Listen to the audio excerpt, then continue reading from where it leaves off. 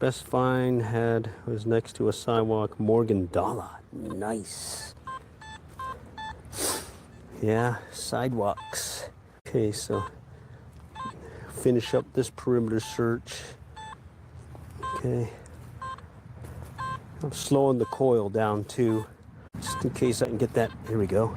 Oh, that's trash. I can see it right on top. Go ahead and pick it up. Ah, right there. Aluminums. How much? There's so many options. I don't think you can go wrong with any of the Garretts. I'll tell you what I have right here, the Nocta Macro Simplex Plus. I think they don't make it anymore. I think it's the Ultra or the Light. And then the Fishers, I got an affinity for them, but that's because I have an old Fisher. And had some buddies with the Garrett. Those are really good. Bottom line, I'd go with a name brand one. Two, I would make sure you have the ability to have discrimination, and so that you can notch out some of these items. Like right now I've notched out right here. I don't know if you can see it too well. Right at the top, there's a top bar up here. I've notched out anything that's 25 and below. And in this particular machine, 25 or 26 on up is usually where I find still trash, but I'll still find some good stuff with it also. And then make sure you have a little arm deal here, because you'll get tired if you don't. I think sensitivity wise, you have the sensitivity feature. I don't have this one has volume control. My other machine didn't, but then my workaround was to use a headphone that had volume control. Here we go. 90s, 80s, 70s. Oh man. Let's go check it out.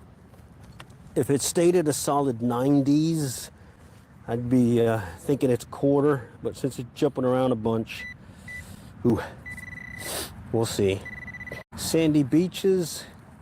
So salt water, you gotta be careful on the machine you get. Make sure it has the ability to handle that. And I don't have the details on that, but I'm sure kind of search some of the other YouTube channels where some of the more expert individuals can give you a rundown on that. But I've hunted both with the Fisher 1225X in salt water.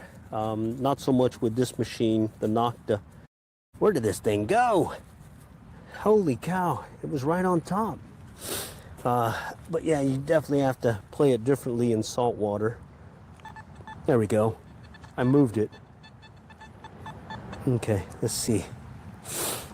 Okay, I moved it, so it had to have been on top, pretty close to the top. Yeah, and as you see here, you definitely want to have a pinpointer, because most times I just have to drop on one knee and I can search for it. And see, what's happening here is I've located the target here, and as I was trying to find it, I've since pushed it out, and now I'm chasing a target. And it could be brutal. There it is. Because it could get hidden very easily. Look at this right there. Little piece of copper sheathing or something. So I chased this thing. I was running it all the way here and using a machine to try pinpointing it. It's good at locating it and capturing it and where its initial spot is, but as you're digging, you're going to kick it out. You're going to move it around. And I've found little lead BB shot from, like shotguns or little BBs themselves from like a little BB gun. And I've been able to find it because I've had that pinpointer.